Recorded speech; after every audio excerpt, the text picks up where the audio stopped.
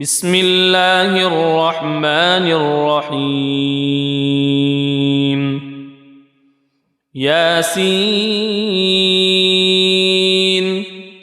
والقرآن الحكيم إنك لمن المرسلين على صراط مستقيم تنزيل العزيز الرحيم لتنذر قوما ما أنذر آباؤهم فهم غافلون لقد حق القول على أكثرهم فهم لا يؤمنون إنا جعلنا في أعناقهم أغلالا فهي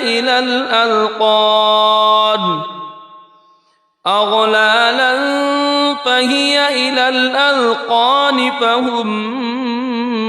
مقمحون وجعلنا من بين أيديهم سدا ومن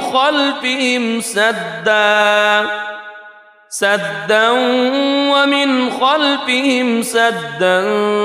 فأغشيناهم فهم لا يبصرون وسواء عليهم أأنذرتهم أم لم تنذرهم لا يؤمنون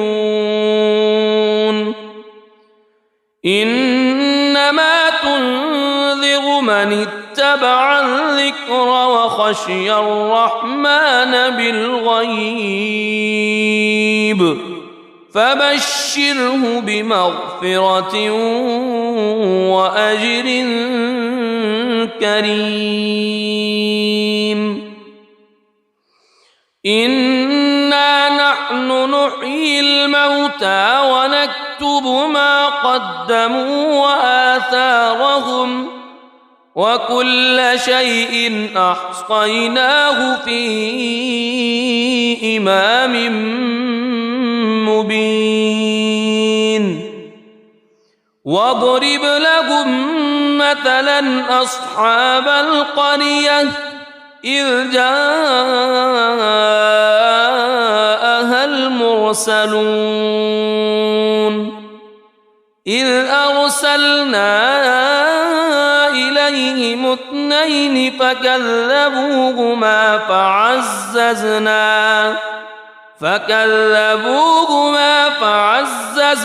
بثالث فقالوا إنا إليكم مرسلون قالوا ما أنتم إلا بشر مثلنا وما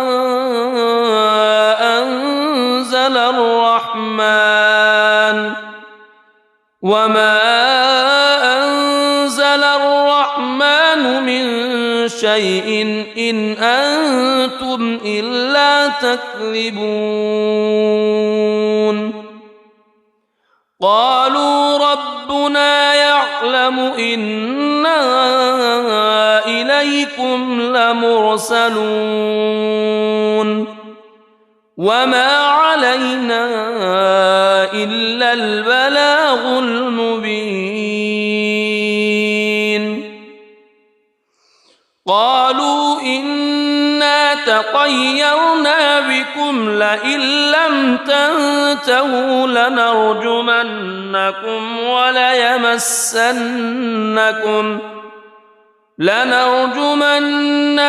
وليمسنكم منا عذاب أليم قالوا طائركم معكم أئن ذكرتم بل أنتم قوم مسرفون وجاء من أقصى المدينة رجل يسعى قال يا قوم اتبعوا المرسلين اتبعوا من لا يسألكم أجرا وهم مهتدون وما لي لا أعبد الذي فطرني وإليه ترجعون أأتخذ من دونه آلهة إن يردني الرحمن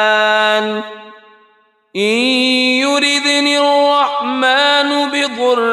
لا تغن عني شفاعتهم شيئا ولا ينقذون إني إذا لفي ضلال مبين إني آمنت بربكم فاسمعون قيل ادخل الجنة قال يا ليت قومي يعلمون بما غفر لي ربي وجعلني من المكرمين وما أنزلنا على قومه من بعده من جند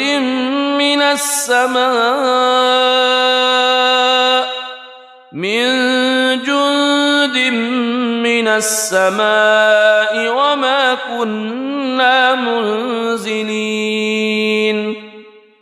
إن كانت إلا صيحة واحدة فإذا هم خامدون يا حسرة على العباد ما يأتيهم من رسول إلا كانوا به يستهزئون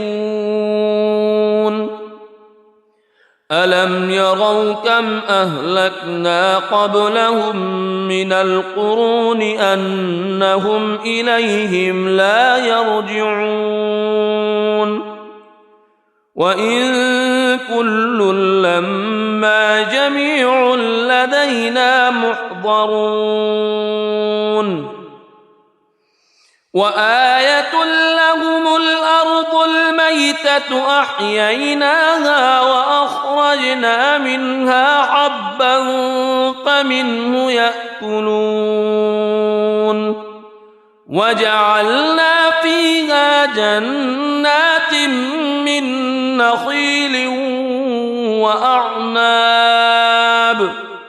من نخيل وأعناب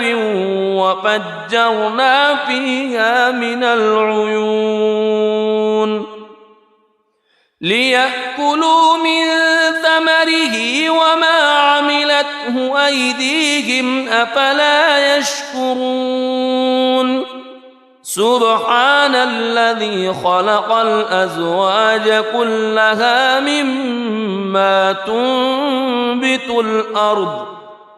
مما تنبت الأرض ومن أنفسهم ومما لا يعلمون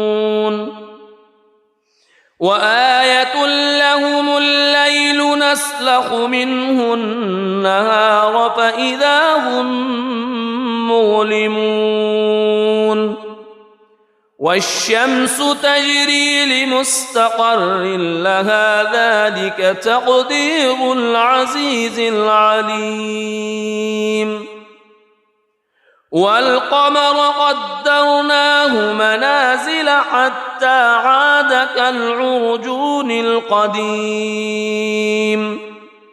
لا الشمس ينبغي لها أن تدرك القمر ولا الليل سابق النهار وكل في فلك يسبحون وآية لهم أنا حملنا ذريتهم في الفلك المشحون وخلقنا لهم من مثله ما يركبون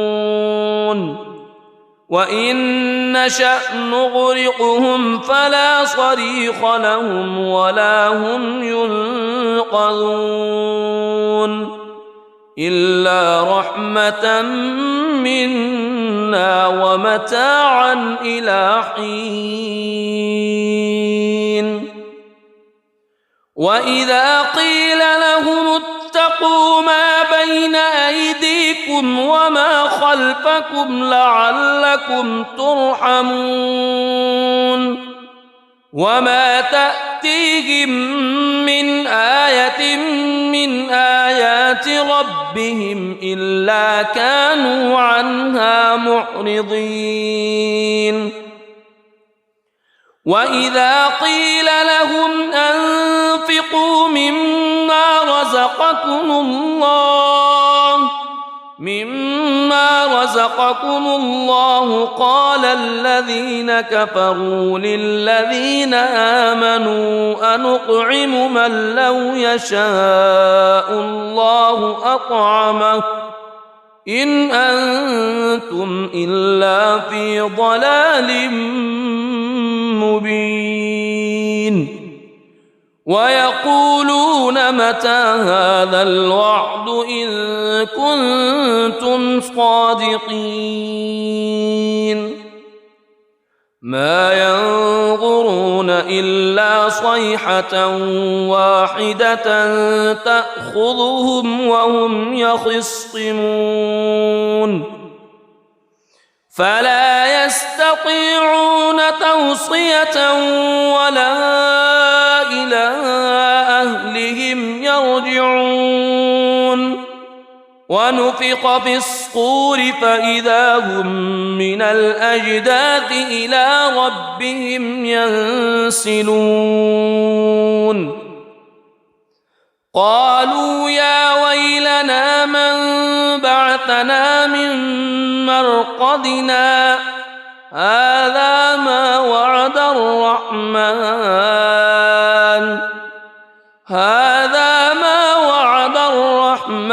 وصدق المرسلون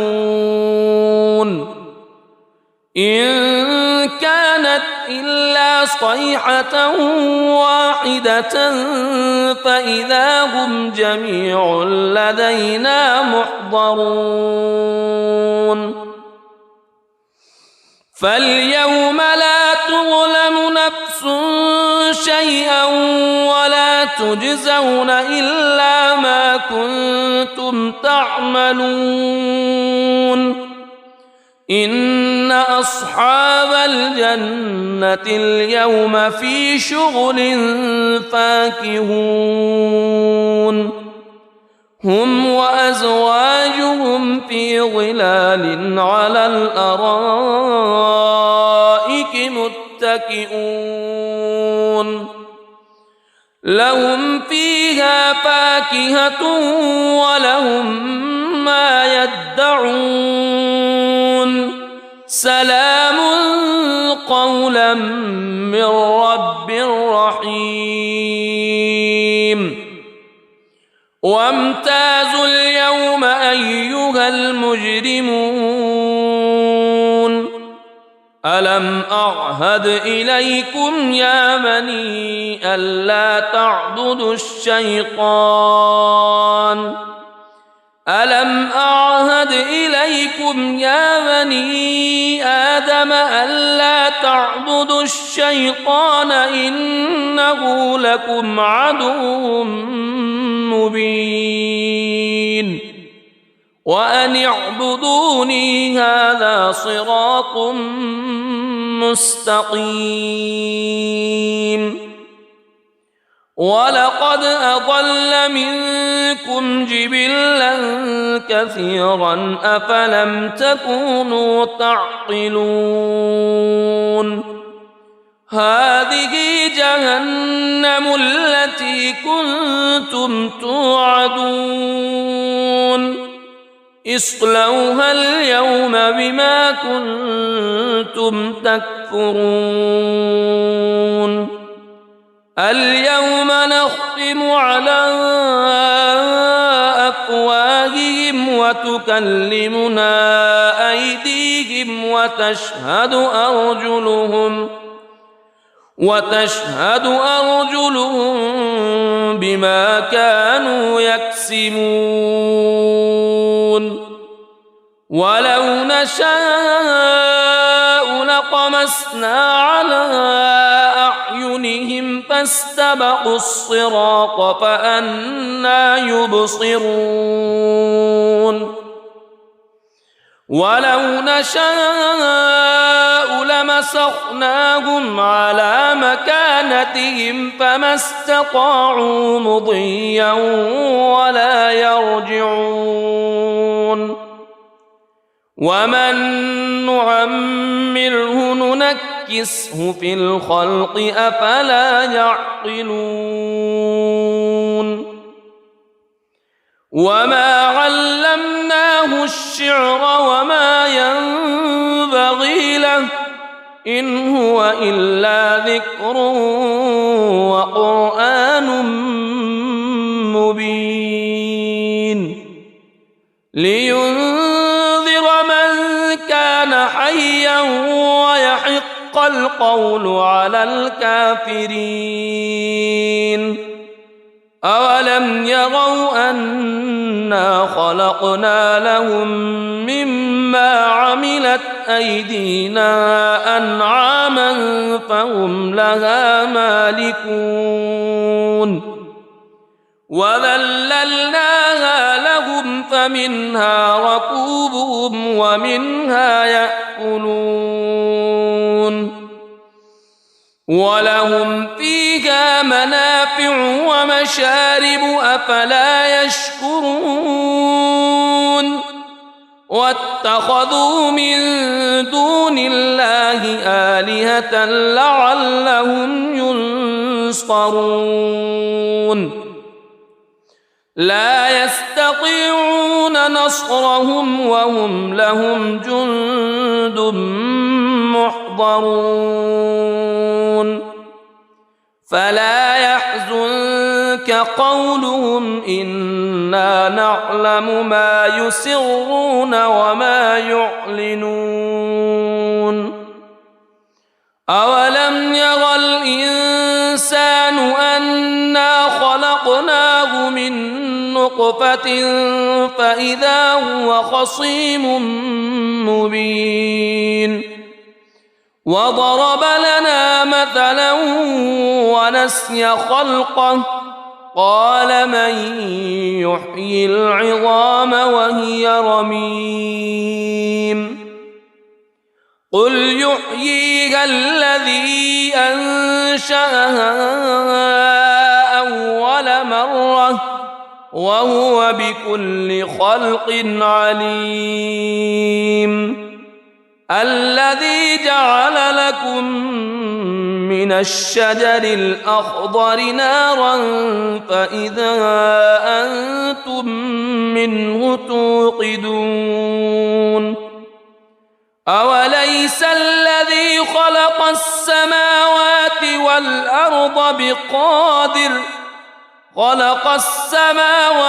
والأرض بقادر على أن يخلق مثلهم بلى وهو الخلاق العليم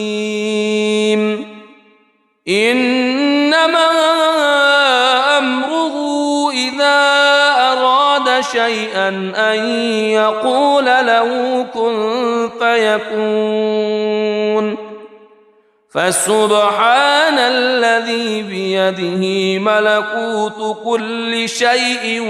وإليه ترجعون بسم الله الرحمن الرحيم الرحمن علم القرآن خلق الإنسان علمه البيان الشمس والقمر بحسبان والنجم والشجر يسجدان والسماء رفعها ووضع الميزان ألا تطغوا في الميزان وأقيموا الوزن بالقسط ولا تخسروا الميزان والأرض وضعها للأنام فيها فاكهة والنخل ذات الأكمام والحب ذو العصف والريحان فبأي آلاء ربكما تكذبان خلق الإنسان من صلصال كالفخار وخلق الجان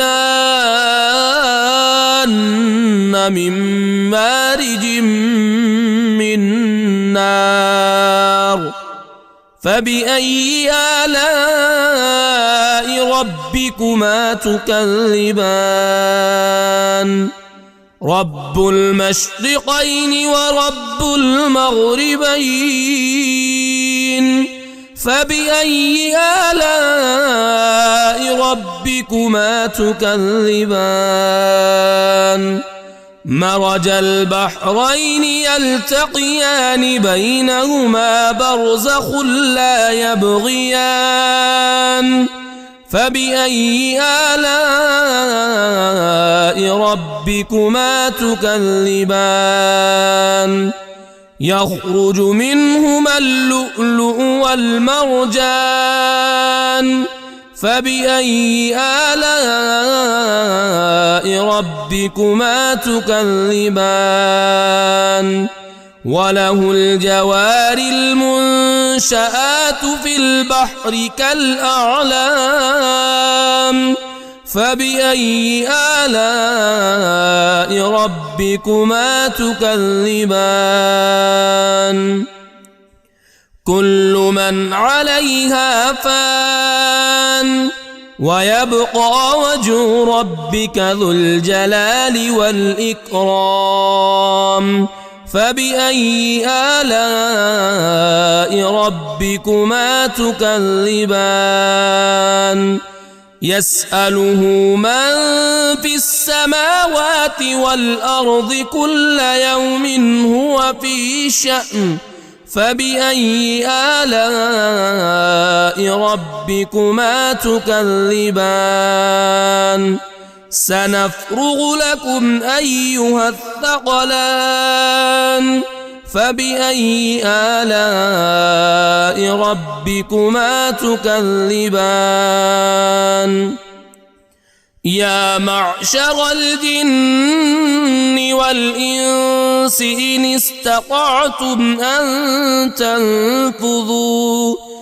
إن استطعتم أن تنفذوا من أقطار السماوات والأرض فانفذوا لا تنفذون إلا بسلطان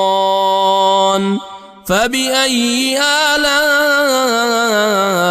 ربكما تكذبان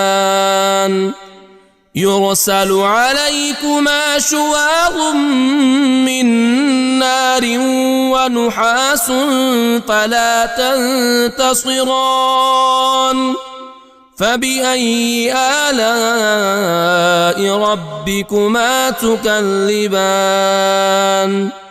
فإذا انشقت السماء فكانت وردة كالدهان فبأي آلاء ربكما تكذبان فيومئذ لا يسأل عن ذنبه إنس ولا جان فبأي آلاء ربكما تكذبان يعرف المجرمون بسيماهم فيؤخذ بالنواصي والأقدام فبأي آلاء ربكما تكذبان هذه جهنم التي يكذب بها المجرمون يطوفون بينها وبين حميم آن فبأي آلاء ربكما تكذبان ولمن خاف مقام ربه جنتان فبأي آلاء ربكما تكذبان ذواتا أفنان فبأي آلاء ربكما تكذبان فيهما عينان تجريان فبأي آلاء ربكما تكذبان فيهما من كل فاكهة زوجان فبأي آلاء ربكما تكذبان متكئين على فرش بطائنها من استبرق وجنى الجنتين دان فبأي آلاء ربكما تكذبان فيهن قاصرات الطرف لم يطمثهن إنس قبلهم ولا جان فبأي آلاء ربكما تكذبان كأنهن الياقوت والمرجان فبأي آلاء ربكما تكذبان هل جزاء الإحسان إلا الإحسان فبأي آلاء ربكما تكذبان ومن دونهما جنتان فبأي آلاء ربكما تكذبان مدهامتان فبأي آلاء ربكما تكذبان فيهما عينان نضاختان فبأي آلاء ربكما تكذبان فيهما فاكهة ونخل ورمان فبأي آلاء ربكما تكذبان فيهن خيرات حسان فبأي آلاء ربكما تكذبان حور مقصورات في الخيام فبأي آلاء ربكما تكذبان لم يطمثهن إنس قبلهم ولا جان فبأي آلاء ربكما تكذبان متكئين على رفرف خضر وعبقري حسان فبأي آلاء ربكما تكذبان تبارك اسم ربك ذي الجلال والإكرام. بسم الله الرحمن الرحيم. ياسين والقرآن الحكيم إنك لمن المرسلين على صراط مستقيم تنزيل العزيز الرحيم لتنذر قوما ما أنذر آباؤهم فهم غافلون لقد حق القول على أكثرهم فهم لا يؤمنون إنا جعلنا في أعناقهم أغلالا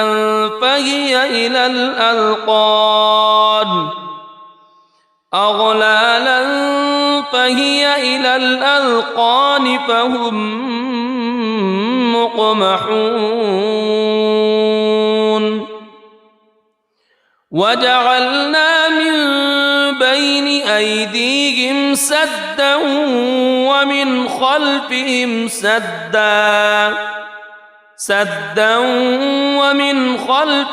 سدا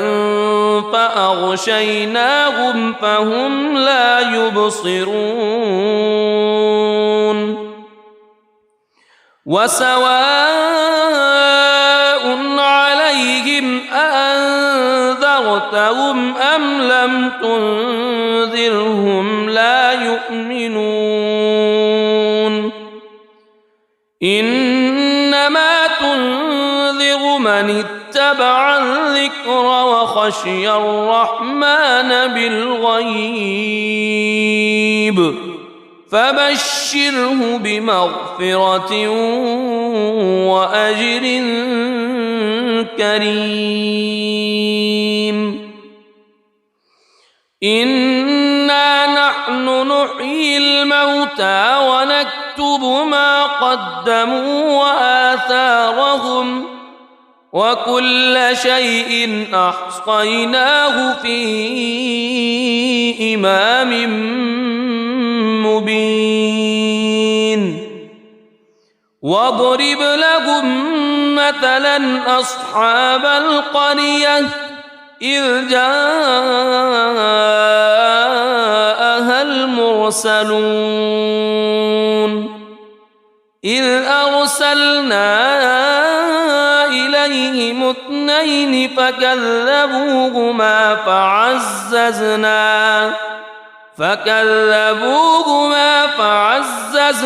بثالث فقالوا إنا إليكم مرسلون قالوا ما أنتم إلا بشر مثلنا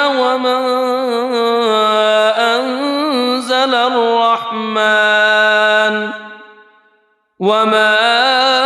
أنزل الرحمن من شيء إن أنتم إلا تكذبون قالوا ربنا يعلم إنا إليكم لمرسلون وما علينا إلا البلاغ المبين قالوا إنا تطيرنا بكم لئن لم تنتهوا لنرجمنكم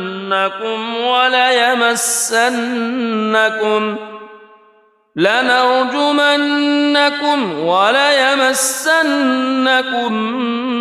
منا عذاب أليم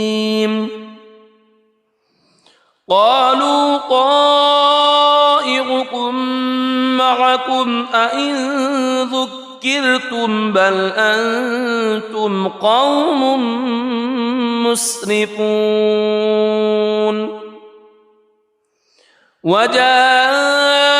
من أقصى المدينة رجل يسعى قال يا قوم اتبعوا المرسلين اتبعوا من لا يسألكم أجرا وهم مهتدون وما لي لا أعبد الذي فطرني وإليه ترجعون أأتخذ من دونه آلهة إن يردني الرحمن بضر لا تغن عني شفاعتهم شيئا ولا ينقذون إني إذا لفي ضلال مبين إني آمنت بربكم فاسمعون قيل ادخل الجنة قال يا ليت قومي يعلمون بما غفر لي ربي وجعلني من المكرمين وما أنزلنا على قومه من بعده من جند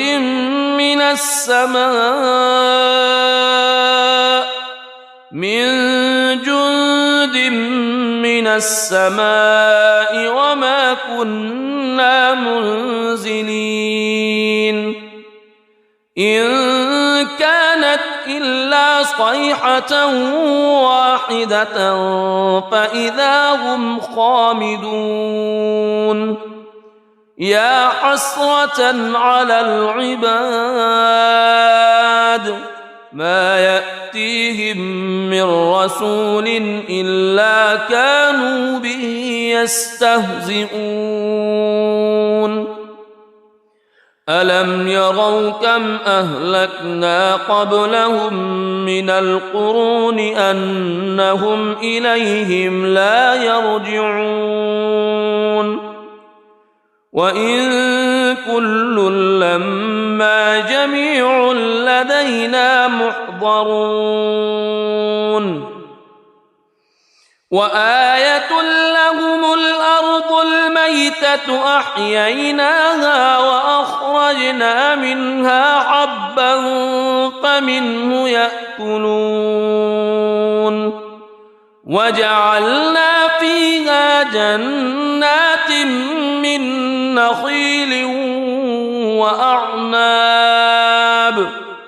من نخيل وأعناب وفجرنا فيها من العيون ليأكلوا من ثمره وما عملته أيديهم أفلا يشكرون سبحان الذي خلق الأزواج كلها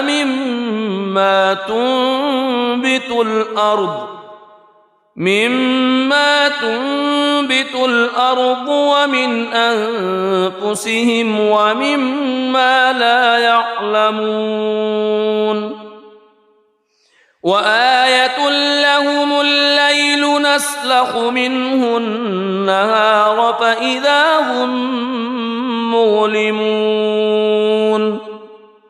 والشمس تجري لمستقر لها ذلك تقدير العزيز العليم والقمر قدرناه منازل حتى عاد كالعرجون القديم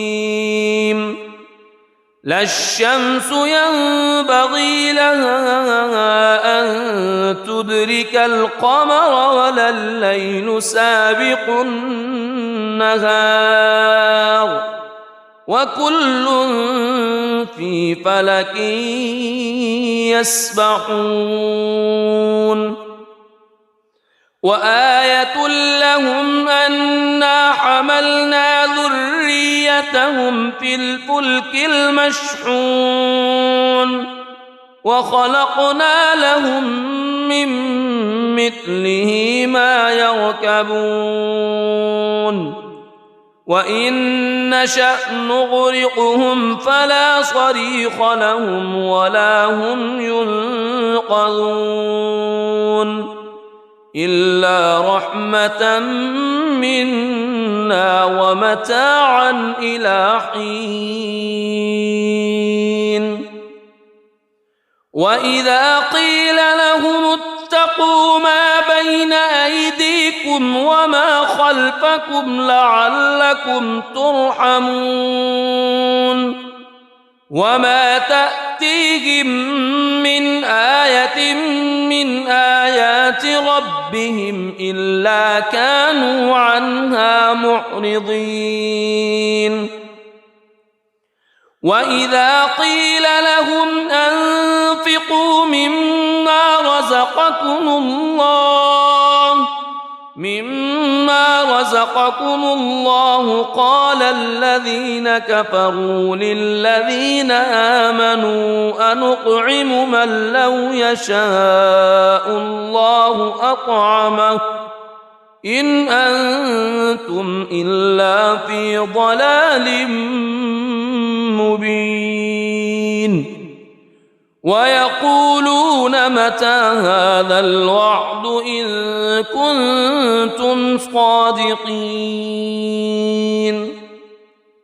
ما ينظرون إلا صيحة واحدة تأخذهم وهم يخصمون فلا يستطيعون توصية ولا إلى أهلهم يرجعون ونفخ في الصور فإذا هم من الأجداث إلى ربهم ينسلون قالوا يا ويلنا من بعثنا من مرقدنا هذا ما وعد الرحمن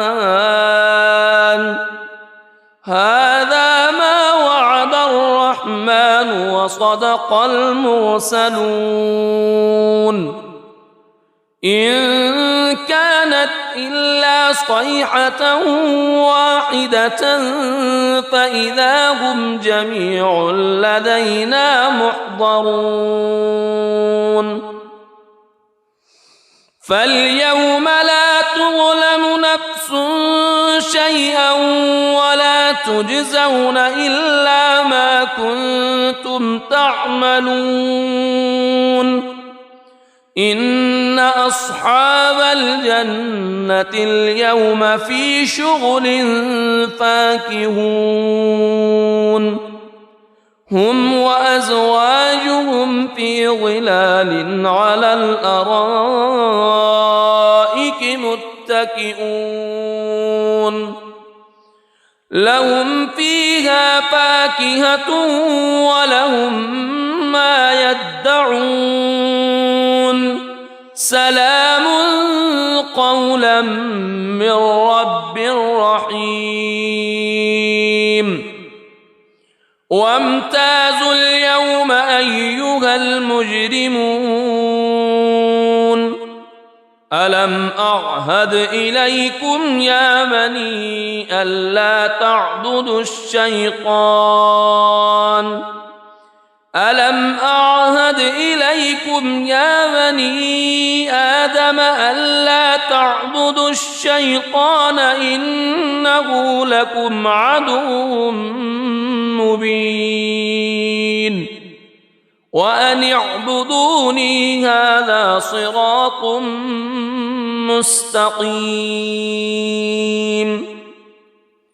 ولقد أضل منكم جبلا كثيرا أفلم تكونوا تعقلون هذه جهنم التي كنتم توعدون اصلوها اليوم بما كنتم تكفرون اليوم نختم على أفواههم وتكلمنا أيديهم وتشهد أرجلهم بما كانوا يكسبون ولو نشاء لطمسنا على أعينهم فاستبقوا الصراط فأنى يبصرون ولو نشاء لمسخناهم على مكانتهم فما استطاعوا مضيا ولا يرجعون ومن نعمره ننكسه في الخلق أفلا يعقلون وما علمناه الشعر وما ينبغي له إن هو إلا ذكر وقرآن مبين لينذر من كان حيا ويحق القول على الكافرين أولم يروا أنا خلقنا لهم مما عملت أيدينا أنعاما فهم لها مالكون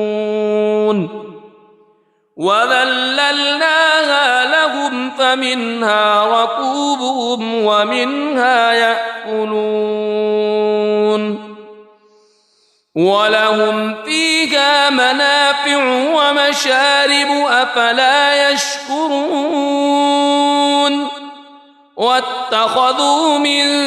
دون الله آلهة لعلهم ينصرون لا يستطيعون نصرهم وهم لهم جند محضرون فلا يحزنك قولهم إنا نعلم ما يسرون وما يعلنون أولم ير الإنسان أنا خلقناه من نطفة فإذا هو خصيم مبين وضرب لنا مثلا ونسي خلقه قال من يحيي العظام وهي رميم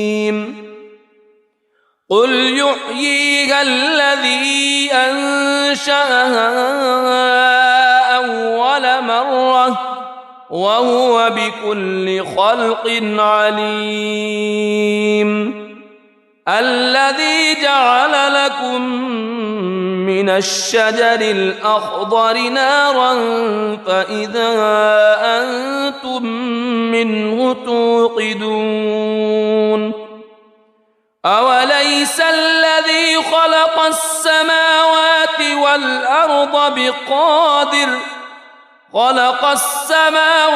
والأرض بقادر على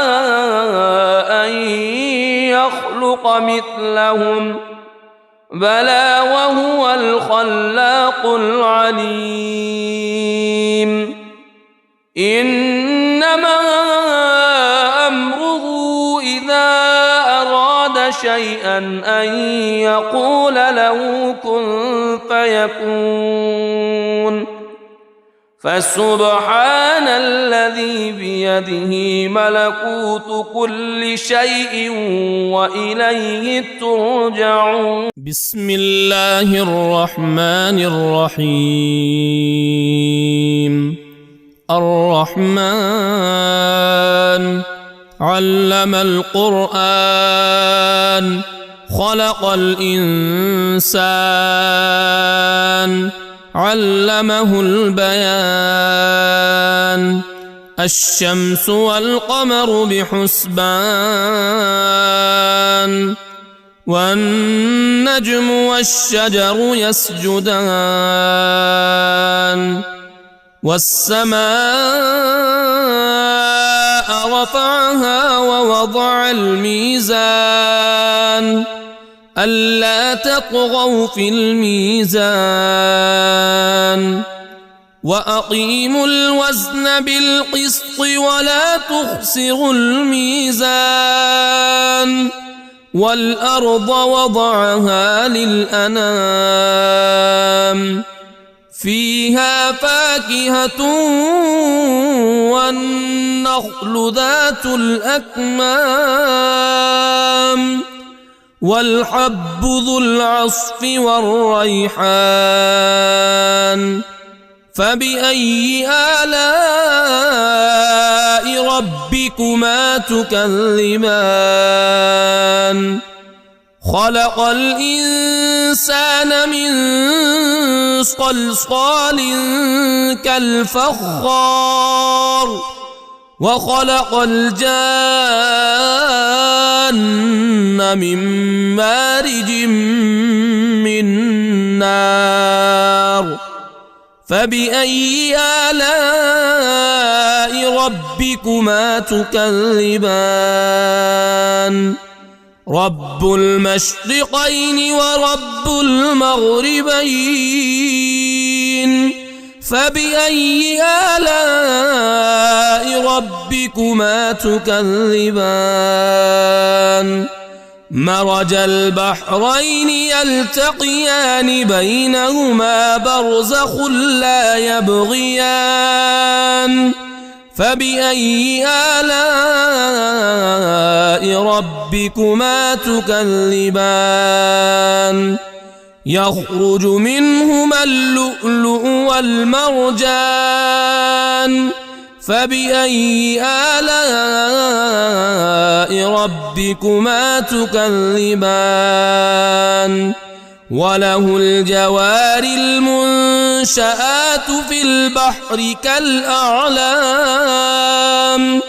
فبأي آلاء ربكما تكذبان؟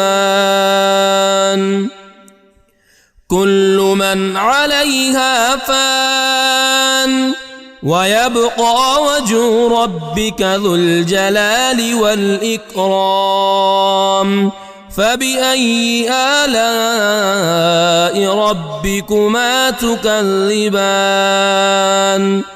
يسأله من في السماوات والأرض كل يوم هو في شأن. فبأي آلاء ربكما تكذبان؟ سنفرغ لكم أيها الثقلان. فبأي آلاء ربكما تكذبان؟ يا معشر الجن والإنس إن استطعتم أن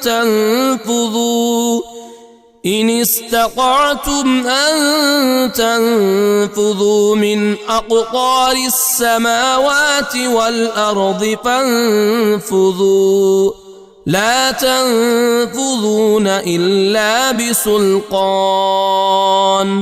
فبأي آلاء ربكما تكذبان؟ يرسل عليكما شواظ من نار ونحاس فلا تنتصران. فبأي آلاء ربكما تكذبان فإذا انشقت السماء فكانت وردة كالدهان فبأي آلاء ربكما تكذبان فيومئذ لا يسأل عن ذنبه إنس ولا جان فبأي آلاء ربكما تكذبان يعرف المجرمون بسيماهم فيؤخذ بالنواصي والأقدام فبأي آلاء ربكما تكذبان هذه جهنم التي يكذب بها المجرمون يطوفون بينها وبين حميم آن فبأي آلاء ربكما تكذبان ولمن خاف مقام ربه جنتان فبأي آلاء ربكما تكذبان ذواتا أفنان فبأي آلاء ربكما تكذبان فيهما عينان تجريان فبأي آلاء ربكما تكذبان فيهما من كل فاكهة زوجان فبأي آلاء ربكما تكذبان متكئين على فرش بطائنها من استبرق وجنى الجنتين دان فبأي آلاء ربكما تكذبان فيهن قاصرات الطرف لم يطمثهن إنس قبلهم ولا جان فبأي آلاء ربكما تكذبان كأنهن الياقوت والمرجان فبأي آلاء ربكما تكذبان هل جزاء الإحسان إلا الإحسان فبأي آلاء ربكما تكذبان ومن دونهما جنتان فبأي آلاء ربكما تكذبان مدهامتان فبأي آلاء ربكما تكذبان فيهما عينان نضاختان فبأي آلاء ربكما تكذبان فيهما فاكهة ونخل ورمان فبأي آلاء ربكما تكذبان فيهن خيرات حسان فبأي آلاء ربكما تكذبان حور مقصورات في الخيام فبأي آلاء ربكما تكذبان لم يطمثهن إنس قبلهم ولا جان فبأي آلاء ربكما تكذبان متكئين على رفرف خضر وعبقري حسان فبأي آلاء ربكما تكذبان تبارك اسم ربك ذي الجلال والإكرام بسم الله الرحمن الرحيم ياسين والقرآن الحكيم إنك لمن المرسلين على صراط مستقيم تنزيل العزيز الرحيم لتنذر قوما ما أنذر آباؤهم فهم غافلون لقد حق القول على أكثرهم فهم لا يؤمنون إنا جعلنا في أعناقهم أغلالا فهي إلى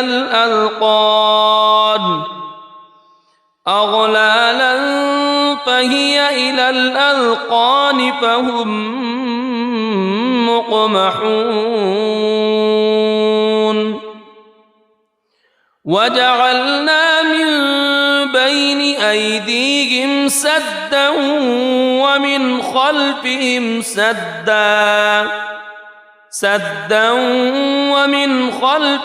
سدا فأغشيناهم فهم لا يبصرون وسواء عليهم أأنذرتهم أم لم تنذرهم لا يؤمنون إنما تنذر من اتبع الذكر وخشي الرحمن بالغيب فبشره بمغفرة وأجر كريم إنا نحن نحيي الموتى ونكتب ما قدموا وآثارهم وكل شيء أحصيناه في إمام مبين واضرب لهم مثلا أصحاب القرية إذ جاءها المرسلون إذ أرسلنا إليهم اثنين فكذبوهما فعززنا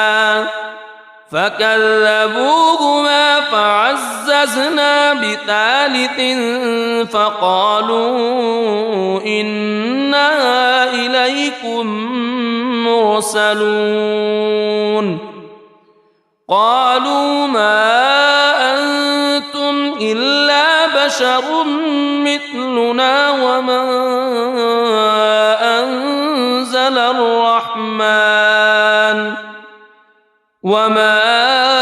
أنزل الرحمن من شيء إن أنتم إلا تكذبون قالوا ربنا يعلم إنا إليكم لمرسلون وما علينا إلا البلاغ المبين قالوا إنا تطيرنا بكم لئن لم تنتهوا لنرجمنكم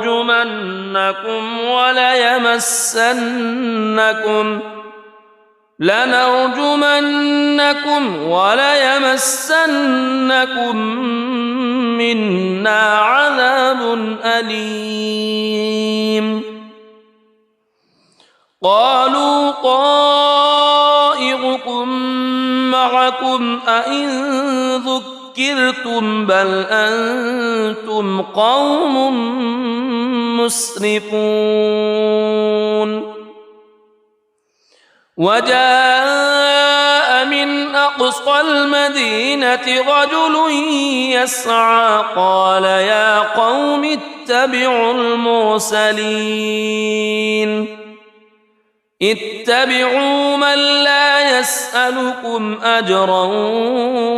وهم مهتدون وما لي لا أعبد الذي فطرني وإليه ترجعون أأتخذ من دونه آلهة إن يردني الرحمن بضر لا تغن عني شفاعتهم شيئا ولا ينقذون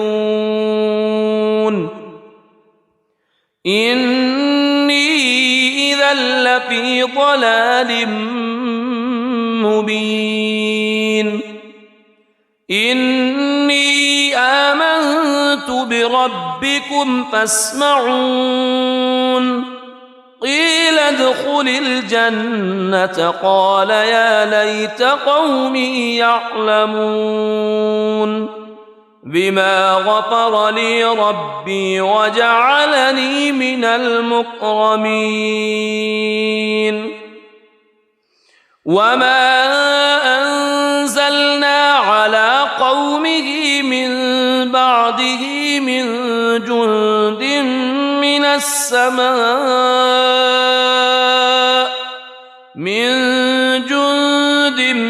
من السماء وما كنا منزلين إن كانت إلا صيحة واحدة فإذا هم خامدون يا حسرة على العباد ما يأتيهم من رسول إلا كانوا به يستهزئون ألم يروا كم أهلكنا قبلهم من القرون أنهم إليهم لا يرجعون وإن كل لما جميع لدينا محضرون وآية لهم الأرض الميتة أحييناها وأخرجنا منها حبا فمنه يأكلون وجعلنا فيها جنات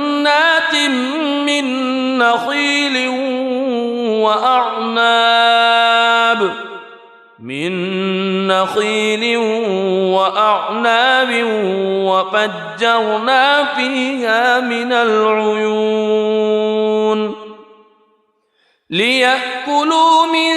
ثمره وما عملته أيديهم أفلا يشكرون سبحان الذي خلق الأزواج كلها مما تنبت الأرض مما تنبت الأرض ومن أنفسهم ومما لا يعلمون وآية لهم الليل نسلخ منه النهار فإذا هم مظلمون والشمس تجري لمستقر لها ذلك تقدير العزيز العليم والقمر قدرناه منازل حتى عاد كالعرجون القديم لا الشمس ينبغي لها أن تدرك القمر ولا الليل سابق النهار وكل في فلك يسبحون وآية لهم أنا حملنا ذريتهم في الفلك المشحون وخلقنا لهم من مثله ما يركبون وإن نشأ نغرقهم فلا صريخ لهم ولا هم ينقذون إلا رحمة منا ومتاعا إلى حين وإذا قيل لهم اتقوا ما بين أيديكم وما خلفكم لعلكم ترحمون وما تأتيهم من آية من آيات ربهم إلا كانوا عنها معرضين وإذا قيل لهم أنفقوا مما رزقكم الله قال الذين كفروا للذين آمنوا أنطعم من لو يشاء الله أطعمه إن أنتم إلا في ضلال مبين ويقولون متى هذا الوعد إن كنتم صادقين ما ينظرون إلا صيحة واحدة تأخذهم وهم يخصمون فلا يستطيعون توصية ولا إلى أهلهم يرجعون ونفخ في الصور فإذا هم من الأجداث إلى ربهم ينسلون قالوا يا ويلنا من بعثنا من مرقدنا هذا ما وعد الرحمن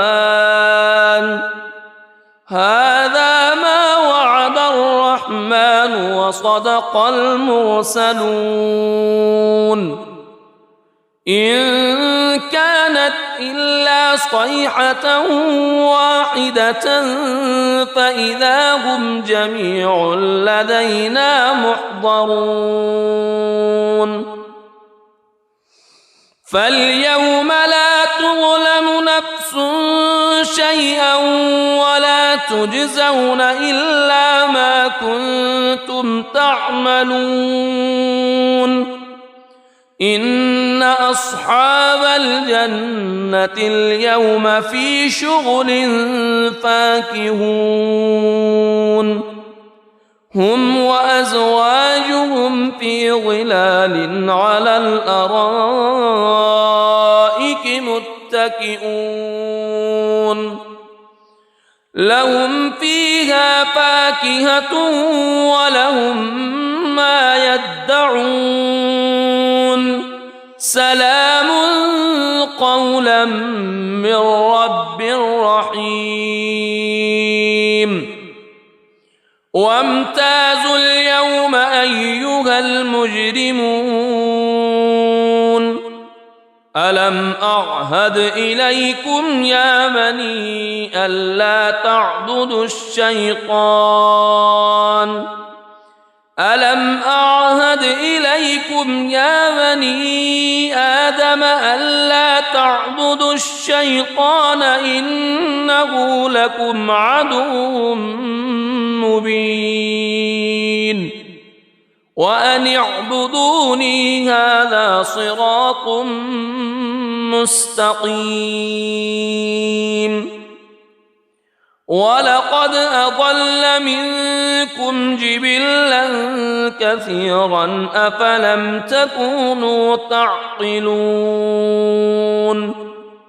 هذه جهنم التي كنتم توعدون اصلوها اليوم بما كنتم تكفرون اليوم نختم على أفواههم وتكلمنا أيديهم وتشهد أرجلهم بما كانوا يكسبون ولو نشاء لطمسنا على أعينهم فاستبقوا الصراط فأنى يبصرون ولو نشاء لمسخناهم على مكانتهم فما استطاعوا مضيا ولا يرجعون ومن نعمره ننكسه في الخلق أفلا يعقلون وما علمناه الشعر وما ينبغي له إن هو إلا ذكر وقرآن مبين لينذر من كان حيا ويحق القول على الكافرين أولم يروا أنا خلقنا لهم مما عملت أيدينا أنعاما فهم لها مالكون وذللناها لهم فمنها ركوبهم ومنها يأكلون ولهم فيها منافع ومشارب أفلا يشكرون واتخذوا من دون الله آلهة لعلهم ينصرون لا يستطيعون نصرهم وهم لهم جند محضرون فلا يحزنك قولهم إنا نعلم ما يسرون وما يعلنون أولم ير الإنسان أنا خلقناه من نطفة فإذا هو خصيم مبين وضرب لنا مثلا ونسي خلقه قال من يحيي العظام وهي رميم قل يحييها الذي أنشأها أول مرة وهو بكل خلق عليم الذي جعل لكم من الشجر الأخضر نارا فإذا أنتم منه توقدون أوليس الذي خلق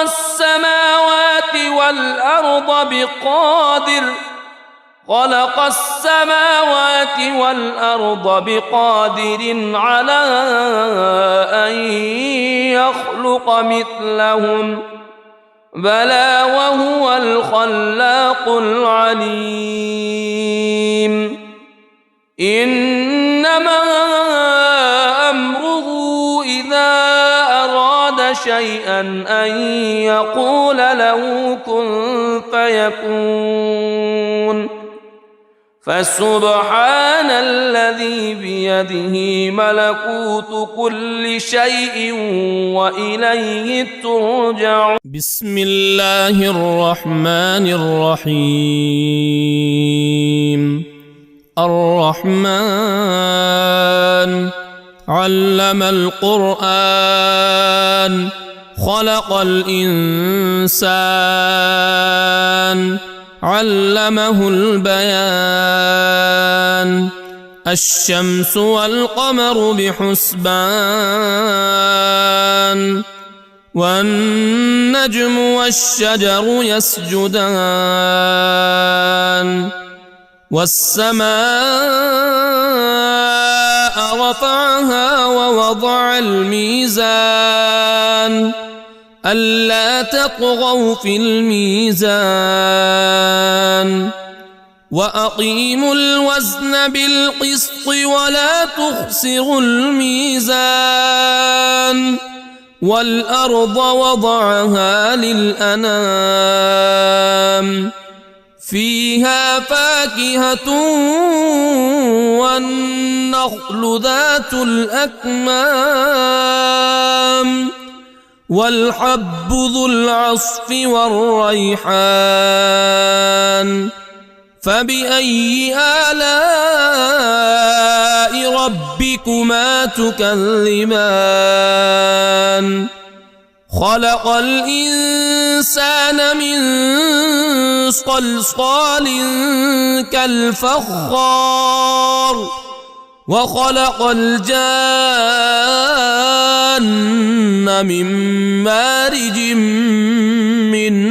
نار فبأي آلاء ربكما تكذبان رب المشرقين ورب المغربين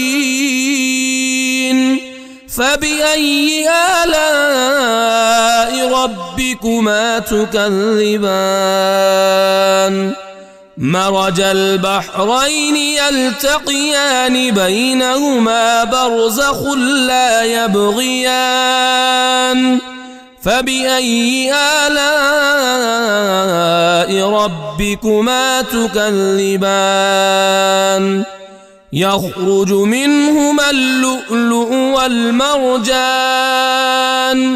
فبأي آلاء ربكما تكذبان وله الجوار المنشآت في البحر كالأعلام فبأي آلاء ربكما تكذبان كل من عليها فان ويبقى وجه ربك ذو الجلال والإكرام فبأي آلاء ربكما تكذبان يسأله من في السماوات والأرض كل يوم هو في شأن فبأي آلاء ربكما تكذبان سنفرغ لكم أيها الثقلان فبأي آلاء ربكما تكذبان يا معشر الجن والإنس إن استطعتم أن إن استطعتم أن تنفذوا من أقطار السماوات والأرض فانفذوا لا تنفذون إلا بسلطان فبأي آلاء ربكما تكذبان يرسل عليكما شواظ من نار ونحاس فلا تنتصران فبأي آلاء ربكما تكذبان فإذا انشقت السماء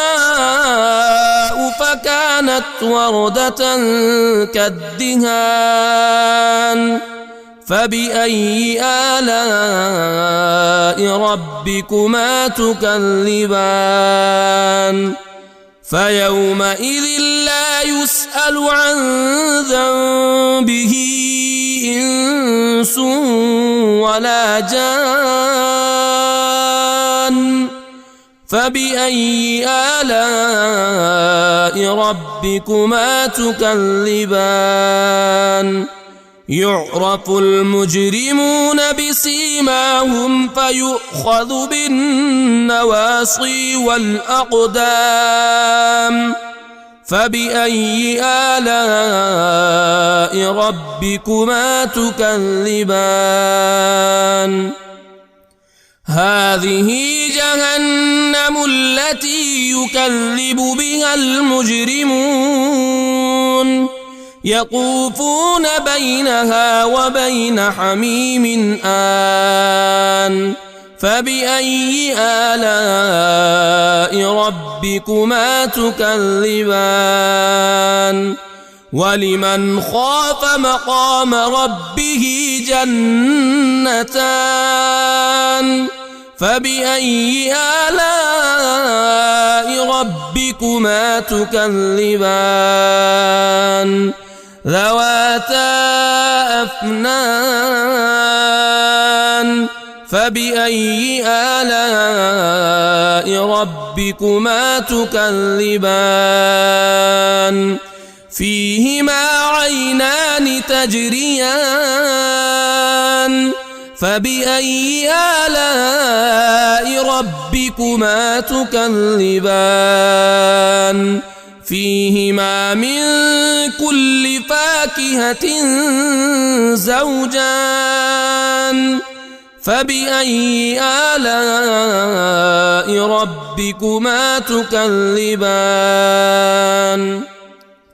متكئين على فرش بطائنها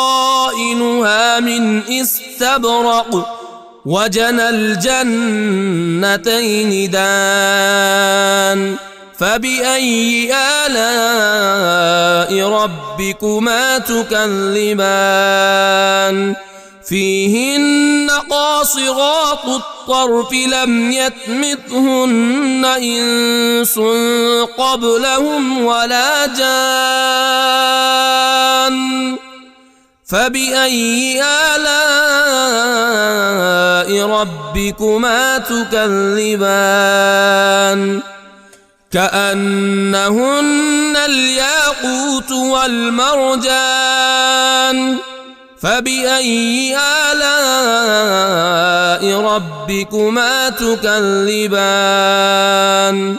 هل جزاء الإحسان إلا الإحسان فبأي آلاء ربكما تكذبان ومن دونهما جنتان فبأي آلاء ربكما تكذبان مدهامتان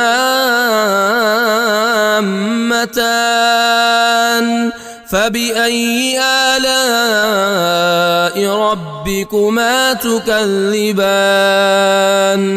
فيهما عينان نضاختان فبأي آلاء ربكما تكذبان فيهما فاكهة ونخل ورمان فبأي آلاء ربكما تكذبان فيهن خيرات حسان فبأي آلاء ربكما تكذبان حور مقصورات في الخيام فبأي آلاء ربكما تكذبان لم يطمثهن إنس قبلهم ولا جان فبأي آلاء ربكما تكذبان متكئين على رفرف خضر وعبقري حسان فبأي آلاء ربكما تكذبان تبارك اسم ربك ذي الجلال والإكرام